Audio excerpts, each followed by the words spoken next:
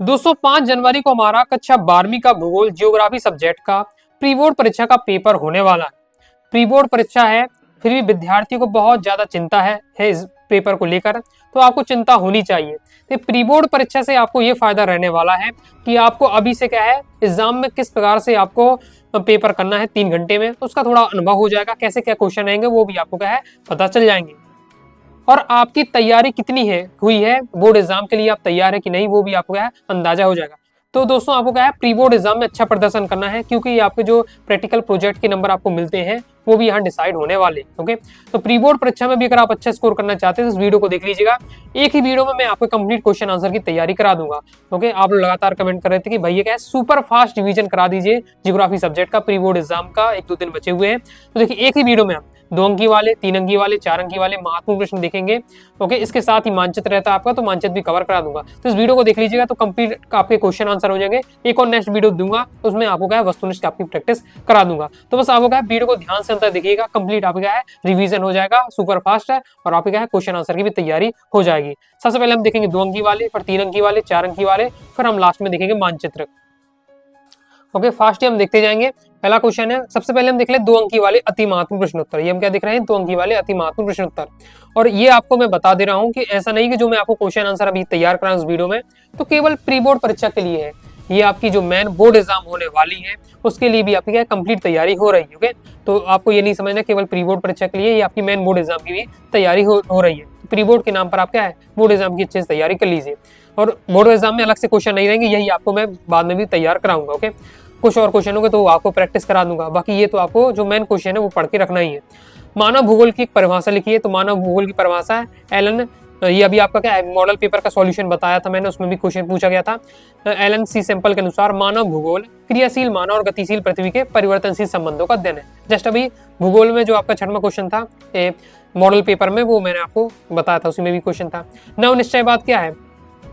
तो नव निश्चयवाद विचारधारा का अर्थ है अगर मानव प्रकृति के नियमों का अनुपालन करे तो मानव जाति प्रकृति पर क्या है विजय प्राप्त कर सकती है। ये भी आपका नव निश्चयवाद वाला भी क्वेश्चन भी मॉडल पेपर में था आपका। ओके, फिर इसका जन्म दर क्या है? एक वर्ष में प्रति 1000 व्यक्तियों की संख्या पर जितने बच्चों का जन्म होता है उसे क्या जन्म दर कहते हैं। अभी मॉडल पेपर में मृत्यु दर वाला क्वेश्चन था आपका। ओके, तो जन्म दर मृत्यु दर हो गया, एकदम प्योर सिलेक्टेड में आपको बता सकता हूँ। ओके, मतलब जो मेरे इंपॉर्टेंट है उनकी मैं तुलना कैसे कर रहा हूँ, अभी जो आपका एमपी बोर्ड द्वारा ऑफिशियल मॉडल पेपर जारी है उससे मैं आपको कंपेयर करके बता रहा हूँ कि बहुत सारे क्वेश्चन इसी में से थे। ओके, प्रवास किसे कहते हैं? प्रवास के कारक बताइए। तो एक स्थान से दूसरे स्थान पर जनसंख्या के स्थानांतरण को प्रवास कहते हैं। अगर कोई व्यक्ति एक स्थान पर रह रहा है उस स्थान को छोड़कर वही दूसरी जगह रहने लगे, वो क्या कहलाएगा? प्रवास कहलाएगा। अब प्रवास के कारक पूछे जाते हैं, ये इंपॉर्टेंट रहता है। तो एक प्रतिकर्ष कारक होते हैं, अपकर्ष कारक क्या है? अब ये क्या होते हैं तो अभी आगे क्वेश्चन होगा प्रतिकर्ष कारक क्या है, अपकर्ष कारक, वो आपको तैयार कर लेना है। मानव विकास सूचकांक के नाम लिखिए। 3 मूलभूत सूचकांक आपके हो जाएंगे, स्वास्थ्य, शिक्षा और संसाधन तक पहुंच। तो मानव विकास में सतत पोषणीयता से क्या है? तो मानव विकास के लिए प्रत्येक पीढ़ी को सतत पोषणीयता अवसर की आवश्यकता होती है, अतः प्रत्येक पीढ़ी का कर्तव्य है कि वह अपनी आने वाली पीढ़ी के अवसरों को विकल्पों की उपलब्धता सुनिश्चित करे और निश्चित करे। इसी को क्या मानव विकास में सतत पोषणीयता कहते हैं, यानी आने वाली पीढ़ी के लिए क्या है संसाधन को बचा के रखना। ओके, यही ओके उनको साथ ही उनको शिक्षित करना, ये हमारा क्या है मानव विकास की सतत पोषणीयता। अंतरराष्ट्रीय व्यापार क्या है? सिंपल है, इंटरनेशनल बिजनेस क्या है? जब व्यापार 2 या 2 से अधिक देशों के बीच होता है तो अंतरराष्ट्रीय व्यापार कहलाता है। राष्ट्रीय व्यापार में क्या है? एक राष्ट्रीय व्यापार में अगर राज्यों के बीच हो 2 या 2 से अधिक राज्यों तो राष्ट्रीय व्यापार है। अंतरराष्ट्रीय में 2 या 2 से अधिक देशों के बीच व्यापार हो रहा है, अंतरराष्ट्रीय व्यापार हो जाएगा। इसमें बेचने वाला और खरीदने वाला अलग अलग देश क्या निवासी होते हैं। फिर व्यापार संतुलन क्या है लिखिए। तो यदि कोई देश निर्यात व्यापार से जितना धन प्राप्त करता है उतना ही आयात व्यापार से व्यय करता है तो उस देश का व्यापार संतुलित व्यापार कहा जाता है। इसके 2 प्रकार होते हैं, अनुकूल व्यापार संतुलन और प्रतिकूल व्यापार संतुलन। ओके, जैसे हम एग्जांपल के लिए समझ लेते हैं कि मान लीजिए अमेरिका और भारत का क्या हो रहा है व्यापार हो रहा है। ओके, तो अमेरिका से हमें क्या 10 रुपए प्राप्ति हुई, सामान बेचा अमेरिका ने, हमने अमेरिका को 10 रुपए का सामान दिया, दोनों क्या 10 रुपए की साझेदारी हुई। ये क्या जो व्यापार कहलाएगा संतुलन। जितना हमने आयात किया है उतना ही निर्यात किया है तो वह व्यापार संतुलन कहलाएगा। आगे देख लेते हैं। आगे नेक्स्ट क्वेश्चन है चिकित्सीय पर्यटन किसे कहते हैं? इसके 2 लाभ लिखिए। जब चिकित्सा उपचार को अंतरराष्ट्रीय पर्यटन गतिविधि से संबद्ध कर दिया जाता है तो सामान्य चिकित्सा मार्ग पर्यटन चिकित्सा कहलाती है। इसके लाभ क्या हुए बताए जा रहे हैं। विकासशील देशों को चिकित्सा पर्यटन से अनेक लाभ प्राप्त होते हैं। महानगरों में अवस्थित विश्व स्तरीय अस्पताल संपूर्ण विश्व के रोगियों का उपचार करते हैं। फिर चतुर्थक क्रियाकलाप, तो प्राथमिक क्रियाकलाप, द्वितीयक, तृतीयक, चतुर्थक सब क्रियाकलाप आपको क्या क्लियर होने चाहिए, ओके, क्योंकि ये आपके पूरे क्रम से सिलेबस में दिए हुए हैं। तो चतुर्थक क्रियाकलाप में सेवाओं में सूचना आधारित अनुसंधान और विकास आधारित क्रियाकलापों को सम्मिलित किया जाता है। इसके अंतर्गत सूचना का संग्रह, उत्पादन और प्रकीर्णन, सूचना का उत्पादन आता है। मुख्य श्रमिक किसे कहते हैं, तो मुख्य श्रमिक किसे कहते हैं, सीमांत श्रमिक किसे कहते हैं, बहुत ज्यादा इंपॉर्टेंट रहने वाला है। बिल्कुल आपका सिंपल रहता है। मुख्य श्रमिक कैसे कहते हैं, जो एक वर्ष में, अभी मॉडल पेपर का सॉल्यूशन करते हुए भी मैंने आपको समझाया था, कराते हुए समझाया था कि जो एक वर्ष में वे सभी श्रमिक व्यक्ति जो एक वर्ष में कम से कम 183 दिन तक या उससे ज्यादा दिन अगर कार्य कर रहे हैं तो मुख्य श्रमिक कहलाएंगे। सीमांत श्रमिक जो एक वर्ष में 183 दिन से कम दिन कार्य कर रहे हैं तो वो सीमांत श्रमिक कहलाएंगे। ओके, ये इसके बाद ये आपका 2 नंबर में भी आ सकता है और आपके एक वाक्य में भी ऑब्जेक्टिव बन जाता है। तो मानव, जैसे मॉडल पेपर देखेंगे तो रेगिस्तान में भी पूछा गया था ये क्वेश्चन। मानव बस्ती किसे कहते हैं, तो जिस भूखंड में मनुष्य आवास बनाकर रहता है उसे क्या मानव बस्ती कैसे कहते हैं। पल्ली बस्ती या पूर्वा किसे कहते हैं, नगरी पूर्वा। तो किसी नगर के निकट या सड़कों के किनारे कुछ बस्तियां बच जाती हैं जिसे पल्ली बस्तियां नगरी पूर्वा कहते हैं। इनकी जनसंख्या 25 से 150 तक होती है। भूनिमीकरण किसे कहते हैं, तो वो आपका दिया है। आगे देख लेते हैं। थोड़ा मैं फास्ट बताते जाऊंगा क्योंकि 2 नंबर के काफी क्वेश्चन है, फिर 3 नंबर के, 4 नंबर के वीडियो में कवर करना है। देखते जाइएगा, ओके, और अपने से भी आपके वीडियो को पोस्ट करके पढ़ते जाइएगा और स्क्रीनशॉट लेकर रख लीजिएगा, ओके, ताकि आप क्या है, अगर आपको एक बार आपने वीडियो देख ली है तो दोबारा आपको वीडियो ना देखना पड़े, ओके, आप डायरेक्ट रिवीजन कर सके। तो क्वेश्चन का स्क्रीनशॉट लेकर रख लीजिएगा। बाकी अगर आप बैच के स्टूडेंट हैं तो ये सब पीडीएफ वहाँ दी हुई है बैच में, तो वहाँ से जाकर आप आराम से फिर पढ़ सकते हैं, ओके। वायु प्रदूषण के कारक या कारण लिखिए। कारक और कारण एक ही बात रहने वाली है। तो वायु प्रदूषण मतलब कैसे होता है, तो पहले तो नगरीकरण और औद्योगिकरण से हो रहा है, फिर मोटर और वाहनों से निकलने वाली धुएं से हो रहा है। याद करने का तरीका यही है कि जब सीधे हेडिंग पहले याद होनी चाहिए, इसके अंदर का पढ़ लीजिए एक बार तो आप समझ में आ जाएगा, ओके। मानव भूगोल के जनक किसे कहते हैं, मानव भूगोल के जनक कहा जाता है किसे, फ्रेडरिक रेडजेल को। क्यों कहा जाता है, क्योंकि इन्होंने सर्वप्रथम 1882 में अपनी पुस्तक एंथ्रोपोजियोग्राफी में मानव के क्रियाकलापों का अध्ययन को प्रमुखता दी थी। मानव भूगोल के कुछ उपक्षेत्र आपको बताने हैं, तो ये उपक्षेत्र दिए हुए हैं मानव भूगोल के। मृत्यु दर किसे कहते हैं, एक वर्ष में प्रति 1000 व्यक्तियों की संख्या पर जितने व्यक्तियों की मृत्यु होती है उसे मृत्यु दर कहते हैं। जनसंख्या परिवर्तन के घटक कौन कौन से हैं, तो जन्म दर, मृत्यु दर, प्रवास, ये घटक होते हैं। मानव विकास क्या है, तो मानव के आर्थिक, सामाजिक, सांस्कृतिक और राजनीतिक विकास से विकल्पों को परिवर्तित करने जो प्रक्रिया क्या मानव विकास कहलाती है। फिर मानव विकास के 4 घटक कौन कौन से हैं, तो मानव विकास के 4 घटक देख लेते हैं। तो समता हो गया, सतत पोषणीयता, उत्पादकता, सशक्तिकरण, ये है मानव विकास के 4 उपागम। फिर नेक्स्ट देख लेते हैं, सेवा क्षेत्र के विकसित देशों में केंद्रित होने के 2 कारण लिखिए। यानी जो सेवा क्षेत्र है हमारा, सेवा क्षेत्र किसे कहते हैं, तृतीय क्षेत्र को सेवा क्षेत्र कहा जाता है। तो ये जो हमारे विकसित देश है, ओके, उनमें सबसे ज्यादा बढ़ रहा है, ओके, केंद्रित हो रहा है। तो इससे क्या कारण है, पहला, विकसित देशों की आय बढ़ने से प्रति व्यक्ति आय में वृद्धि होती है, इससे सेवाओं की मांग और में वृद्धि हो जाती है और साथ ही स्वास्थ्य, मनोरंजन और परिवहन ऐसी सुविधाएं भी उपलब्ध होती हैं। समय के मूल्य में वृद्धि के कारण अनेक कार्य बाजार से कराए जाते हैं। यानी यहाँ लोग, अब आपने देखा होगा कि जो अदरक का पेस्ट होता है, तो अब आपको वो अदरक का पेस्ट तक पैकेटों में मिलने लगा। क्यों मिलने लगा, कि लोग अब जैसे कुछ अगर सब्जी बनानी, अदरक डालना है तो पीस के नहीं डाल सकते, सीधे डायरेक्ट पेस्ट मंगाएंगे, क्योंकि लहसुन का पेस्ट आता है तो ऑलरेडी अब क्या है, पेस्ट बने आने लगे। तो वही बताया जा रहा है कि समय का मूल्य हो गया, समय के लोगों के पास कम रहता है, इसलिए डायरेक्ट क्या है, हर चीज में क्या है, बाजार का उपयोग किया जाता है। इसके बाद नेक्स्ट है, किसी देश के आर्थिक विकास में उद्योगों के कोई 2 महत्व लिखिए। उद्योगों के क्या महत्व होता है, तो आर्थिक विकास में जिस देश में उद्योग अधिक मात्रा में होते हैं वहाँ आर्थिक विकास क्या है, बहुत तेजी से होता है, ओके। बहुत, क्योंकि उद्योगों से क्या है, उद्योग तो वस्तुएं बनाते हैं, वस्तुओं से बहुत ज्यादा पैसा मिलता है, ओके, और पैसे से क्या है, अब सरकार को भी क्या टैक्स मिलता है, तो विकास तो होगा ही। इसके साथ ही उद्योगों की स्थापना से खनन कार्य को बढ़ावा मिलता है, रोजगार की समस्या भी काफी हद तक क्या दूर हो जाती है। कहाँ कहीं भी क्या है, उद्योग लगेगी, फैक्ट्री लगेगी, तो क्या वहाँ रोजगार तो मिलेगा ही। डेयरी फार्मिंग कृषि क्या है, तो डेयरी फार्मिंग कृषि दूध एवं दूध से उत्पन्न पदार्थों के व्यापारिक उत्पादन के लिए खेती करना है। डेयरी फार्मिंग में दूध से बनने वाले जो पदार्थ है उनका व्यापारिक रूप से उत्पादन किया जाता है, ओके, यानी बहुत ज़्यादा मात्रा में पनीर हो गया, तो घी हो गया, ओके, दूध हो गया, और दूध पाउडर हो गया, तो ये सब क्या निर्माण किया जाता है, क्यों किया जाता है, बेचने के उद्देश्य से, पैसे कमाने के उद्देश्य से किया जा रहा, तो हमारा क्या डेयरी फार्मिंग कहलाएगा। पर्यटन को आकर्षित करने वाले 2 कारक, तो भूदृश्य हो गया, यानी वहाँ का जो दृश्य अच्छा होना चाहिए। लोग कहाँ घूम रहे, आप भी हैं तो घूमने कहाँ जाना चाहेंगे, जहाँ का दृश्य अच्छा रहता है। इसके साथ ही इतिहास एवं कला से भी उसका महत्व, जैसे खजुराहो घूमने जाते हैं तो उसका ऐतिहासिक और कला में क्या है, खजुराहो स्थान उच्च होता है, इसलिए लोग वहाँ घूमने जाते हैं। ओके, जैसे भीमबेटका हो गया, बहुत सारे ऐसे दृश्य हैं, वे सुंदर दृश्य हैं जिन्हें हम देखने के लिए जाते हैं। तो वो भूदृश्य के कारण भीमबेटका लोग जाते हैं तो वहाँ का दृश्य देखने के लिए जाते हैं। इस प्रकार से भारत में श्रमजीवी जनसंख्या के 4 प्रमुख वर्ग कौन कौन से हैं, तो कृषक, कृषि मजदूर, घरेलू उद्योग श्रमिक, अन्य श्रमिक, ये आपका मॉडल पेपर में भी था। ओके, क्वेश्चन, भारत के कुछ राज्यों में विशाल ग्रामीण जनसंख्या क्यों पाई जाती है।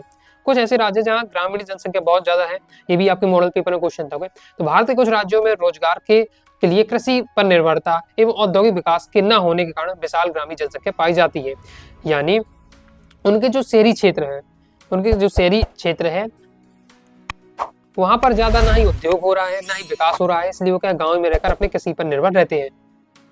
नेक्स्ट है हिल स्टेशन या पर्यटन नगर क्या है, तो स्वास्थ्यवर्धक जलवायु एवं सुंदर दृश्यावली के नगर हिल स्टेशन या पर्यटन नगर कहलाते हैं। ऑब्जेक्ट में पूछा जाता है कि निम्न में से पर्यटन नगर है, तो जैसे पचमढ़ी, शिमला, मसूरी, नैनीताल।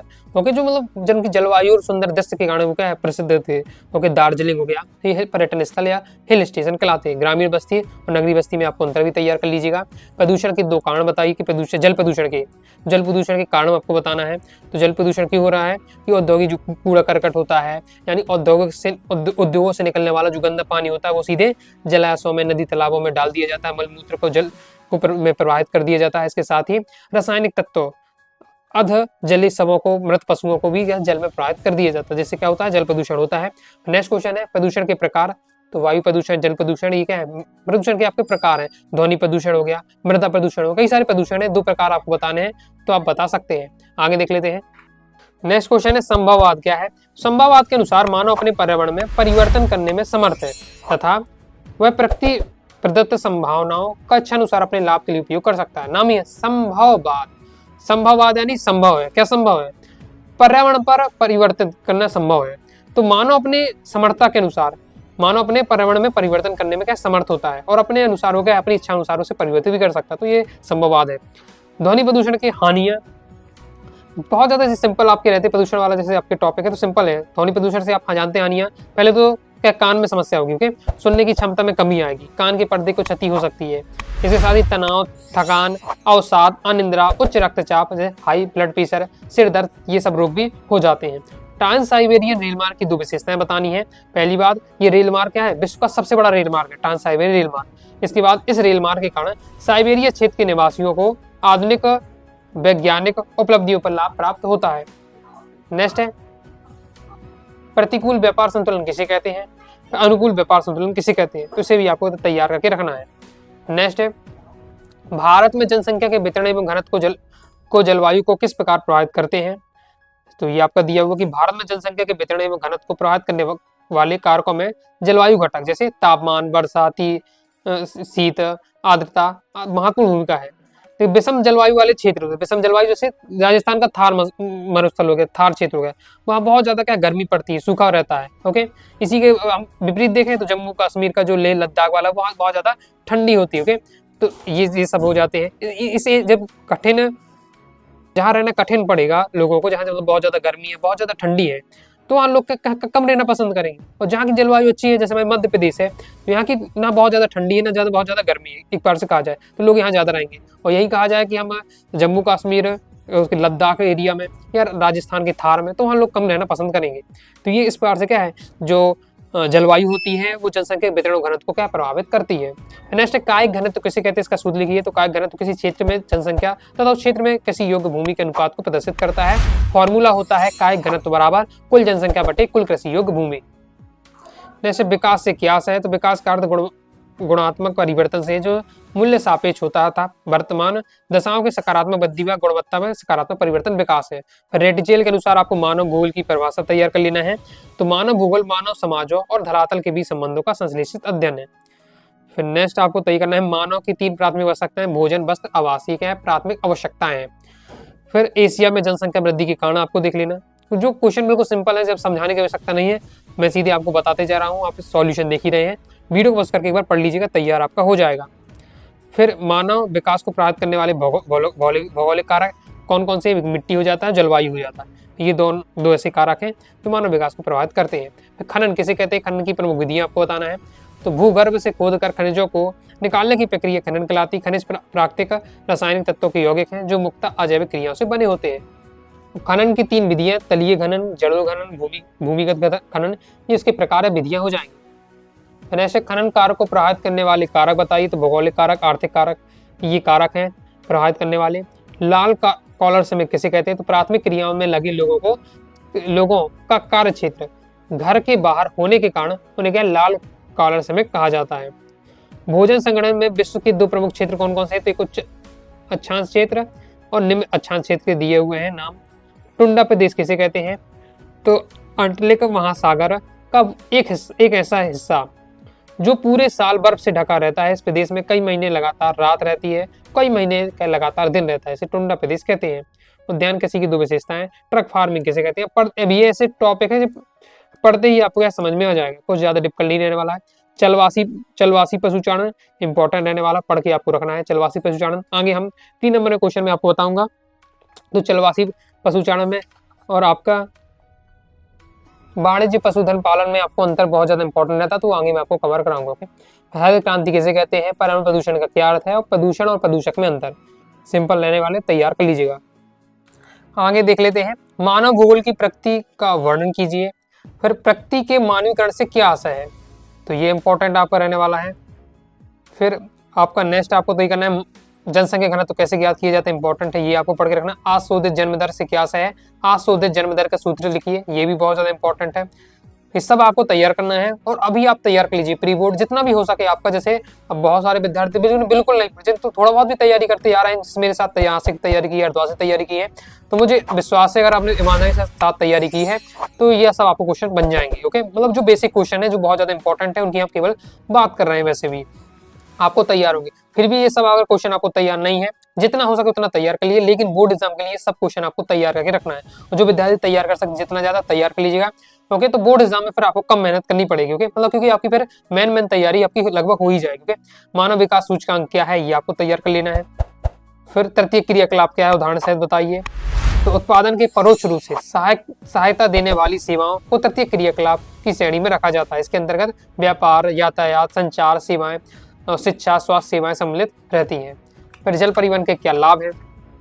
तो जल परिवहन का क्या लाभ होता है कि ये क्या एक प्रकार से सस्ता परिवहन साधन, रेलों व रेल मार्गों अपेक्षा जलमार्ग सस्ती परिवहन सेवा प्रदान करता है।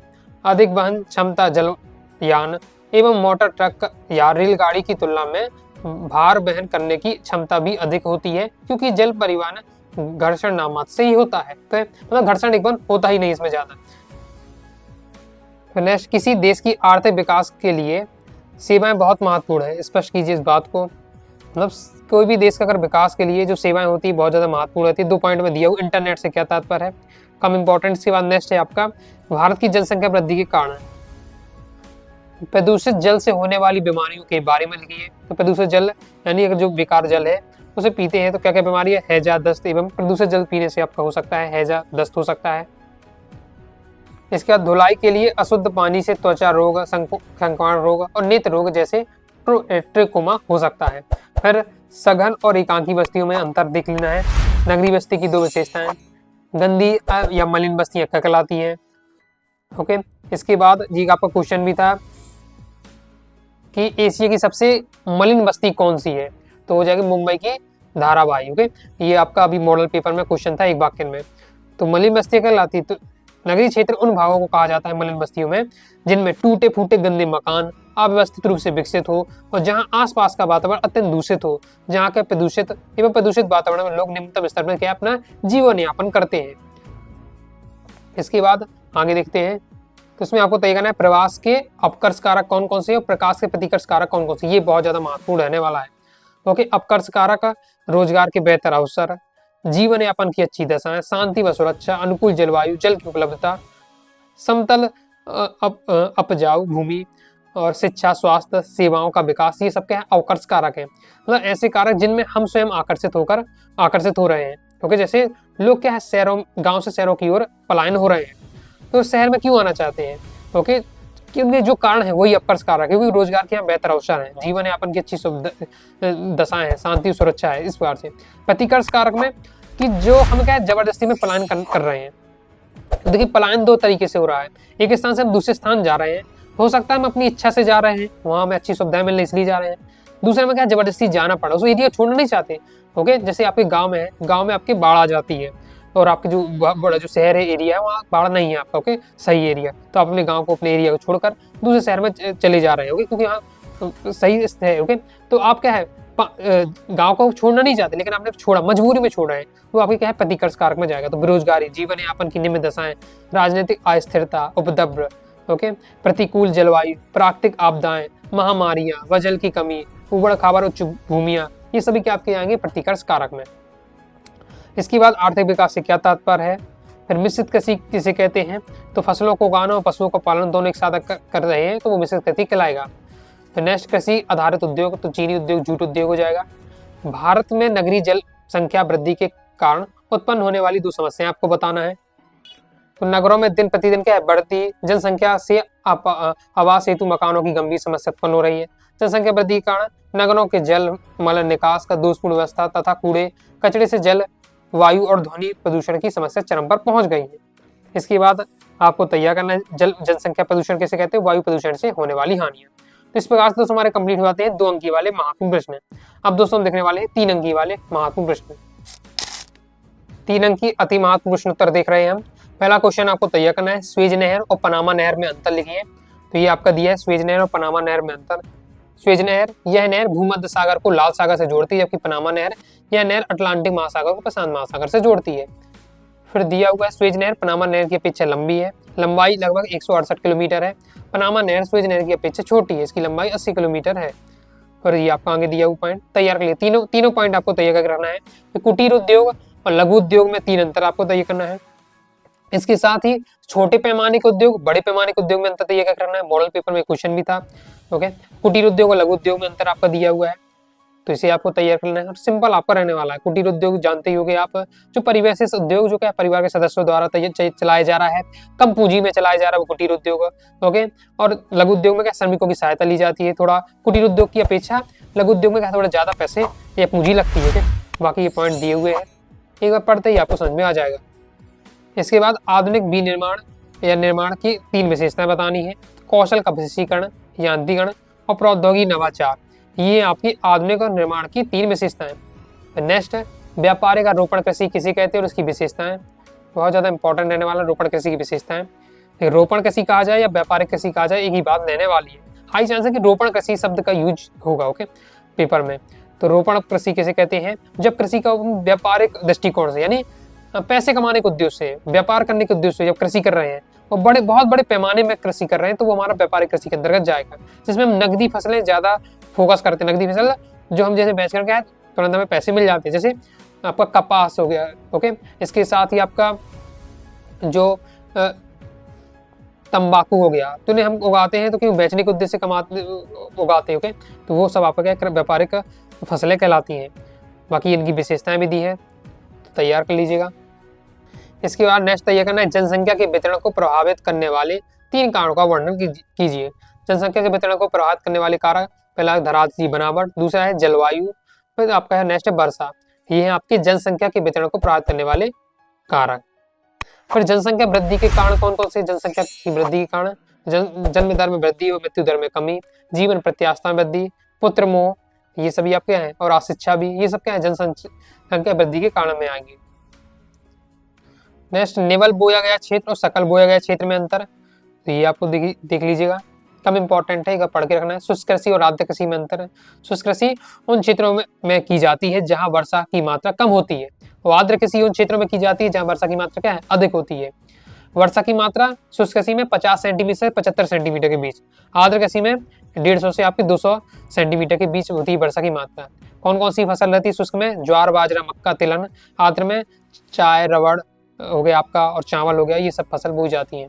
अंतरराष्ट्रीय व्यापार को प्रभावित करने वाले 3 कारक कौन कौन से हैं? तो पहला है वस्तुओं का आधिक्य या अभाव या राष्ट्रीय संसाधनों में भिन्नता, परिवहन एवं संचार का विकास और सरकार की व्यापारिक नीति। ये सब दिए हुए हैं आपके पॉइंट, तैयार कर लीजिएगा। पनामा नहर का महत्व इंपॉर्टेंट रहने वाला है आपका, पनामा नहर के महत्व, तो इसे भी आपको तैयार कर लेना है।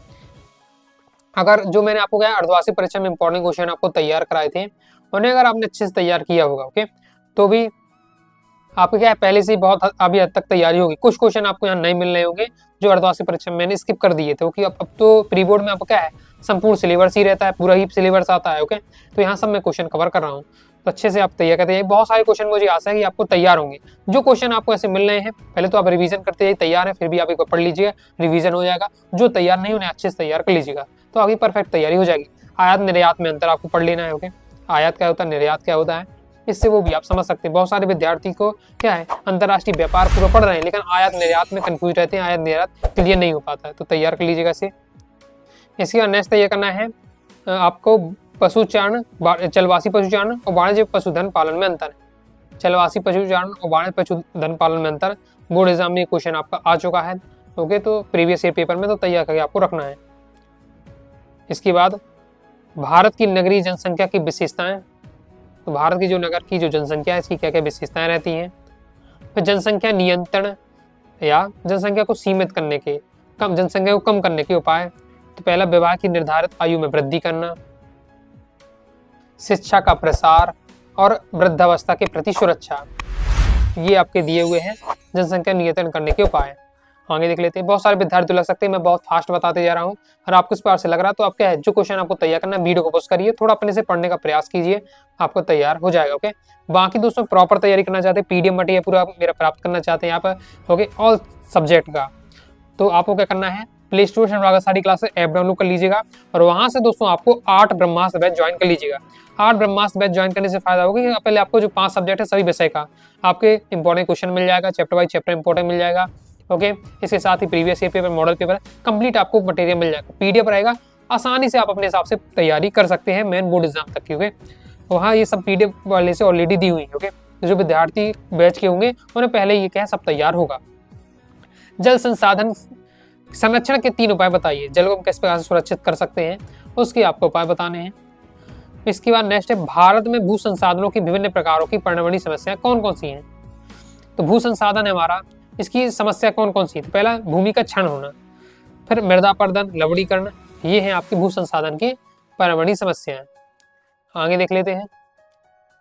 आगे नेक्स्ट क्वेश्चन है हमारा प्राथमिक व्यवसाय या प्राथमिक क्रियाकलाप की विशेषताएं बताइए। प्राथमिक क्रियाकलाप की विशेषताएं दी हुई हैं कि इसके अंतर्गत मानव अपने जीवन यापन की प्राकृतिक संसाधनों की सामग्री प्राप्त करता है। मानव अपने भोजन, वस्त्र, आवास, अन्य सुविधाओं के लिए शिकार करना, मछली पकड़ना, लकड़ी काटना, पशु चराना, खदान खोदना, वनोपज एकत्रित करना, व्यवसाय ये सब होते हैं। और इसमें प्राथमिक व्यवसाय में कम बुद्धि और कौशल की आवश्यकता होती है, या इतनी ज़्यादा आवश्यकता नहीं होती ओके।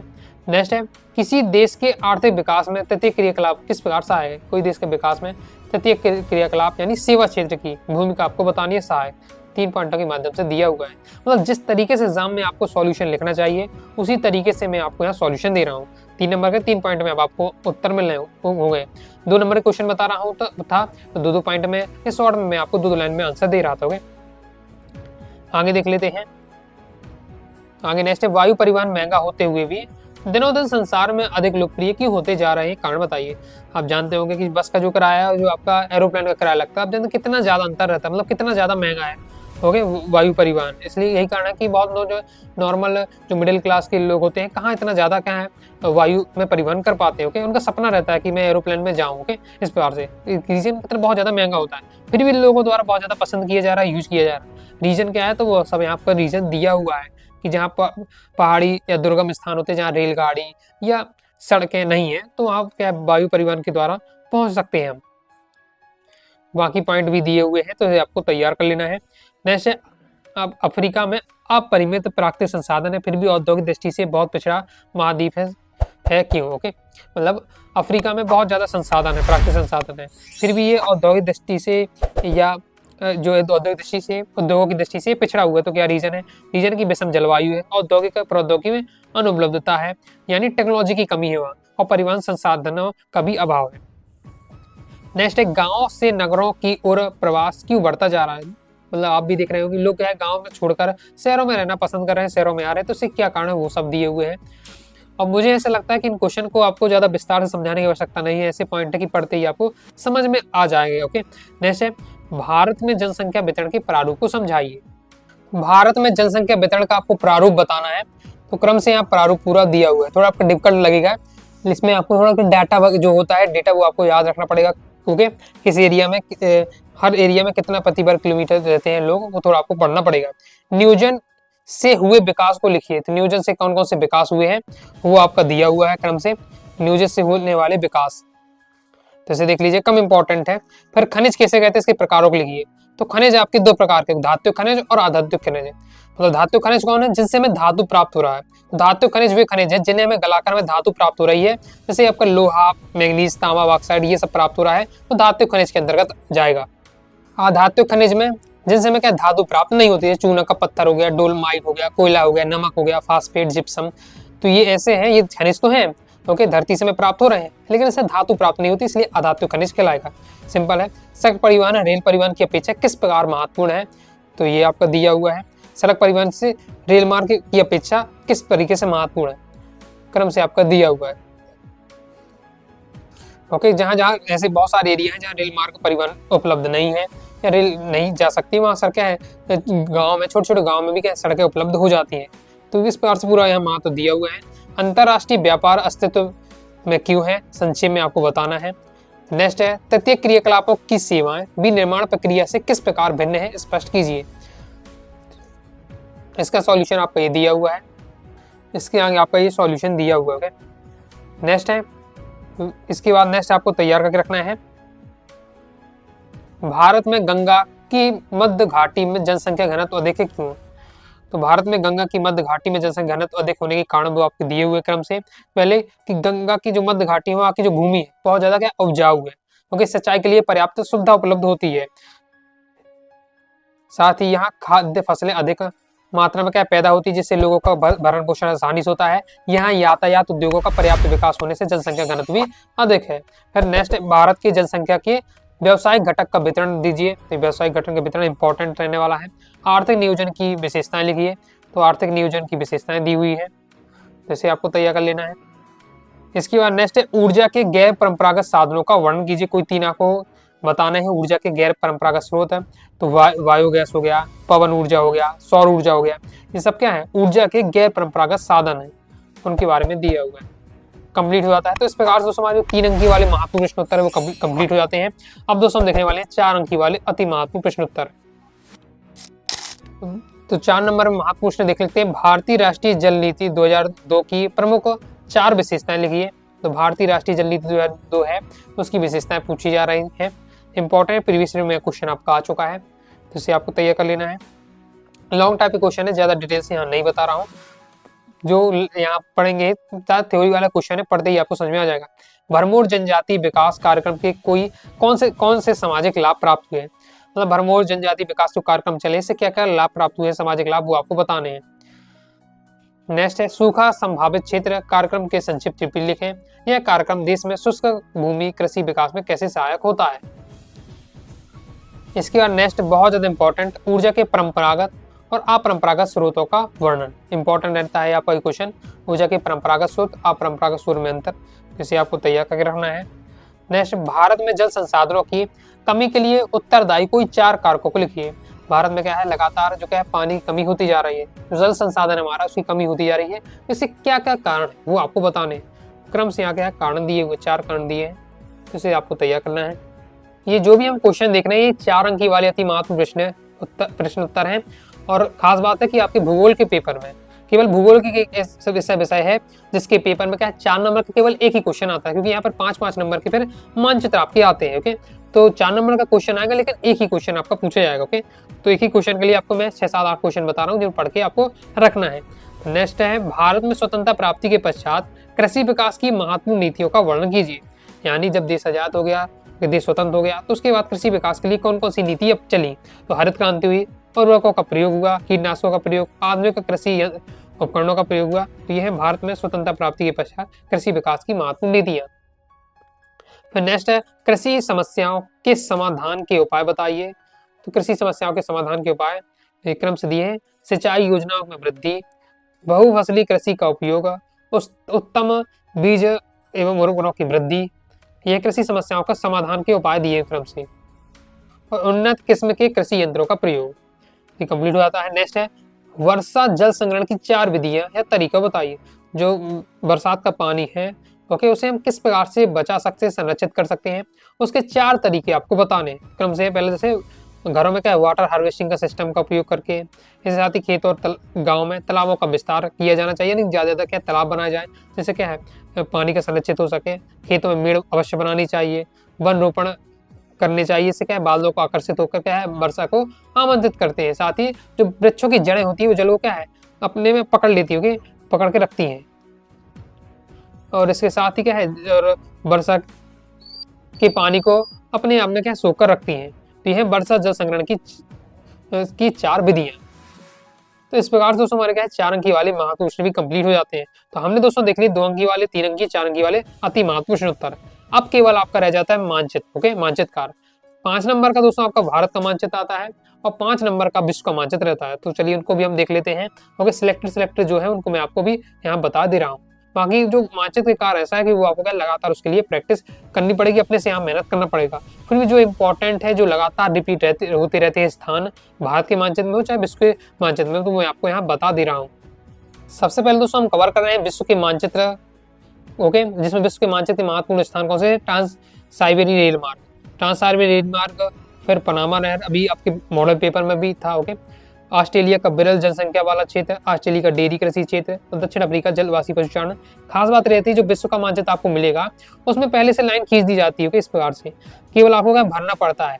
ओके, तो जैसे यहाँ पहले नंबर की लाइन खींच दी, अब देखा रेल मार्ग की डिजाइनिंग बन रही, मतलब थोड़ा बहुत कॉमन सेंस से भी आपके विश्व के मानचित्र, भारत के मानचित्र में मुश्किल है लेकिन विश्व के मानचित्र में आप कॉमन सेंस से भी कर सकते हैं। रेल मार्ग वाला क्वेश्चन जैसे यहाँ लिखा हुआ है ट्रांस रेल मार्ग, आपको नहीं पता रेल मार्ग कहाँ है, रेल मार्ग की डिजाइनिंग तो केवल एक ही जगह दिख रही, तो यहाँ से भी आप बता सकते हैं। ओके, इसके साथ ही पनामा नहर, तो पनामा नहर आपकी यहाँ रहने वाली है, ब्राजील की थोड़ा ऊपर, मतलब बीचों बीच इसके। ओके, उत्तर अमेरिका के नीचे ब्राजील की जो ज्वाइंट पॉइंट होता है। ओके, ऑस्ट्रेलिया का विरल जनसंख्या वाला क्षेत्र, पहले ऑस्ट्रेलिया पहुंच जाना तो ऑस्ट्रेलिया पहुंच गए, फिर विरल जनसंख्या वाला, तो ये आपको याद रखना ऑस्ट्रेलिया के जो इस साइड है, ओके, ये वाला एरिया है वो विरल है और ये वाला एरिया सघन है, इस तरीके से आपको याद रखना है। ओके, तो विरल पूछा जा रहा तो ये वाला एरिया रहने वाला इस साइड का। ओके, ऑस्ट्रेलिया का डेयरी कृषि क्षेत्र ये आपका रहने वाला है।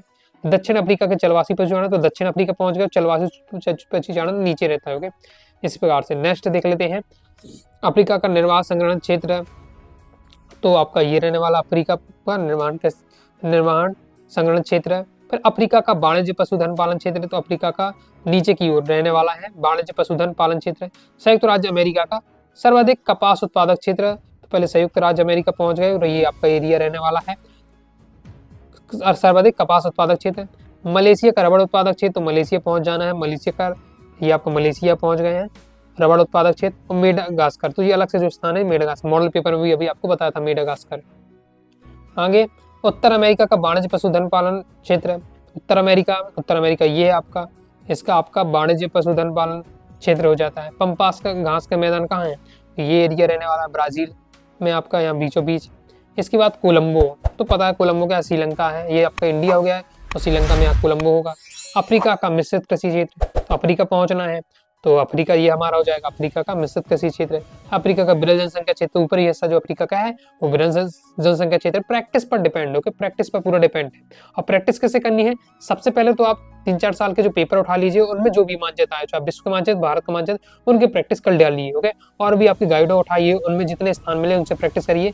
मतलब पहले तो आप जो गाइडो में जो मतलब उपलब्ध है आपके पास सामग्री, उनसे देखिए कि उनमें कौन कौन से स्थान दिए, उनसे प्रैक्टिस करिए, उनको माइंड में फिट करिए। ओके, और इसी बार से आप तैयारी करते हैं, जो आपको नाम मिल रहे हैं उनको आपको देखना पड़ेगा। ओके, कि ये कहाँ है, भारत के मानचित्र में कहाँ है या विश्व के मानचित्र में कहाँ है।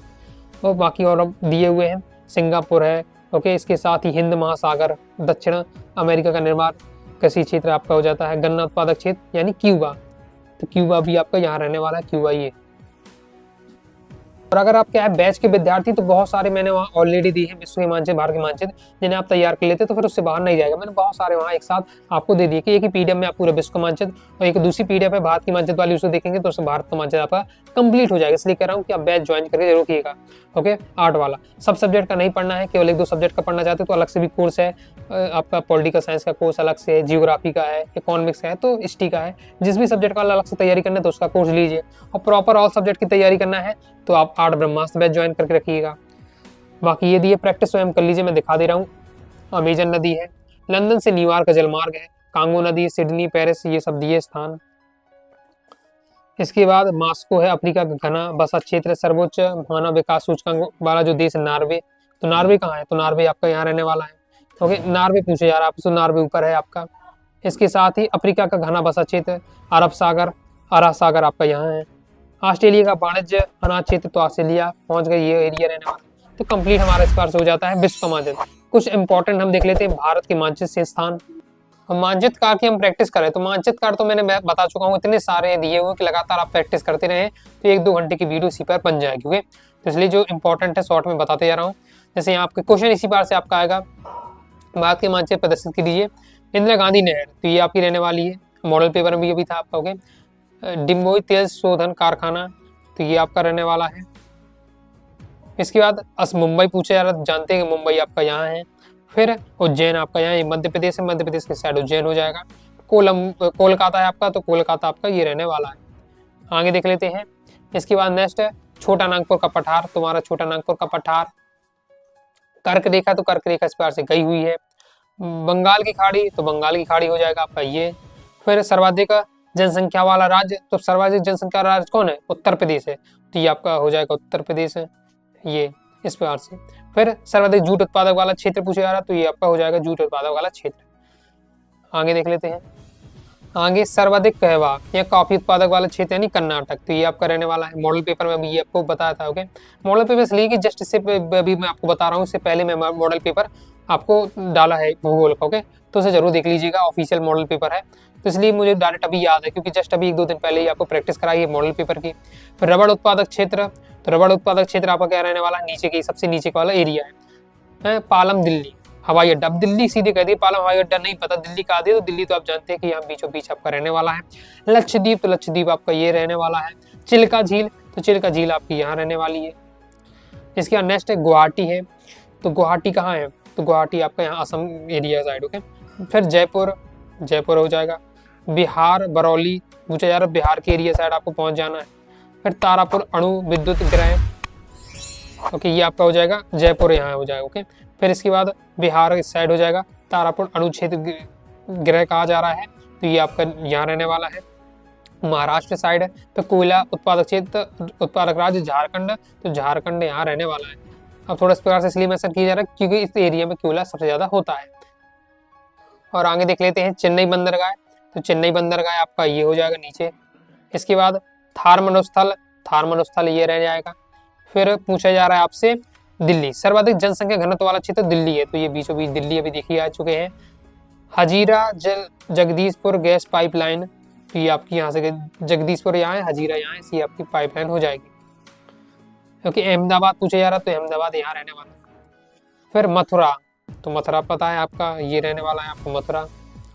इसके बाद स्वर्णिम चतुर्भुज राजमार्ग, तो ये रहने वाला आपका इस प्रकार जो बना हुआ है ये आपका स्वर्णिम चतुर्भुज रेलमार्ग। तिरुपति, तो तिरुपति ये नीचे है आपका तिरुपति। लद्दाख, लद्दाख सबसे ज्यादा जम्मू कश्मीर ऊपर के एरिया, कन्याकुमारी सबसे नीचे है, तो ये इस बार से हो जाएगा।